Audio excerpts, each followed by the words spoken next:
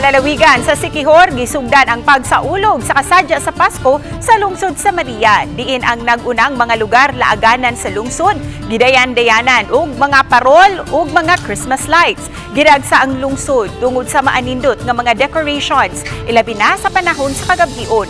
Misal mo sa kasadya sa Pasko ang 22 ka mga barangay nga naghimo usab og mga Belen ug Christmas tree nga gidayan-dayan sa palibot sa ilang simbahan. Gisugdan ang kabibo ni adtong Disyembre 3 ug mulungtad kini hangtod sa Enero 3. Matagabi aduna say mga pasundayag sa sayaw, awit ug uban pa.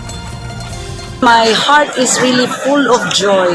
Grabe, and pagpasalamat po sa Ginoo nga gitagaan tag maayong panahon sa pag-celebrate nato sa Light a Tree dinhi sa lungsod sa Maria. Sada kayo design lami kay siya lang taon dayon lively kayo ya ang mga lights